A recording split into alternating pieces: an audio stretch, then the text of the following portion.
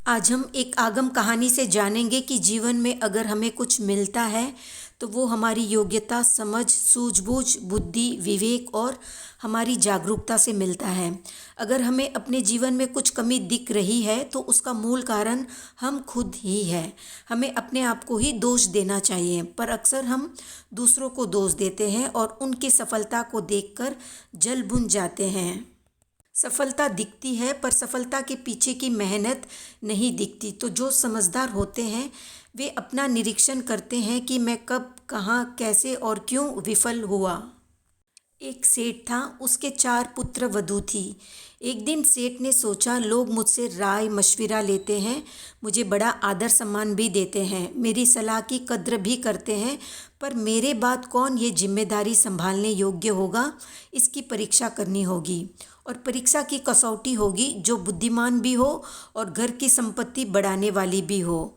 तो सेठ एक दिन चारों पुत्रवधू को बुलाता है और उनको 5 अखंड चावल के दाने देता है और कहता है कि ये अखंड चावल मुझे तब दे देना जब मैं मांगूं। पहली बहू ससुर के दिए 5 दानों की कद्र किए बिना उसे फेंक देती है और सोचती है अगर ससुर ने मांगा तो घर के चावल भंडार से दे दूंगी। दूसरी बहू चावल के दानों को खा लेती है, ये सोचकर कि ससुर ने दिया है तो कुछ अच्छा सोचकर ही दिया होगा, हो सकता है इसमें कुछ दिव्य शक्ति हो। तीसरी बहू चावल के दानों को एक कपड़े में लपेटकर अपने गहनों के बीच रख देती है, ये सोचकर कि जब ससुर वापस मांगेंगे तो उनके दाने उन्हें लौटा देंगे। चौथी बहू सोचती है इन दानों को बांध कर रखना तो व्यर्थ है, इन्हें बढ़ाना चाहिए। इसलिए वो 5 दानों को अपने पीहर भेजकर चावल की खेती करवाती है। कुछ ही दिनों में चावल का भंडार तैयार हो जाता है। 5 वर्ष बाद सेठ चारों से चावल के दाने मांगता है। पहली वाली कहती है मैंने तो उन दानों को बाहर फेंक दिया। दूसरी वाली कहती है मैंने खा लिए। तीसरी अपने गहनों के बीच से वो चावल की पोटली लाकर दे देती है। चौथी वाली अपने पीहर से कई गाड़ियों में लदा धान सेठ के सामने रख देती है। अब सेठ कार्य का बंटवारा करता है। सबसे बड़ी बहू जिसने चावल के दाने फेंक दिए उसे घर की साफ सफाई का काम सौंप देता है, ये सोचकर कि ये चीज़ें फेंकने में माहिर है तो घर के कूड़े कचरे को बाहर फेंकती रहेगी।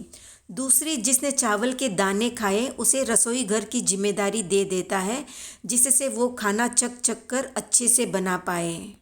खाने की शौकीन है तो खाना स्वादिष्ट बनाएगी, ये सोचकर उसे रसोई घर की जिम्मेदारी दे देता है।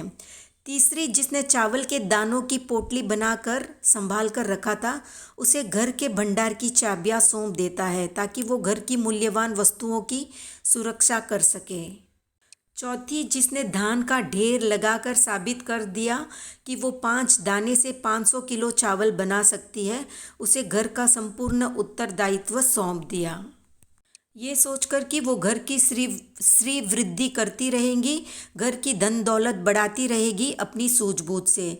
तो सेठ ने चारों को उनकी क्षमता और योग्यता के हिसाब से दायित्व दे दिया और वे चारों भी खुश हुई कि उन्हें उन्हीं के हिसाब से सब कुछ मिला।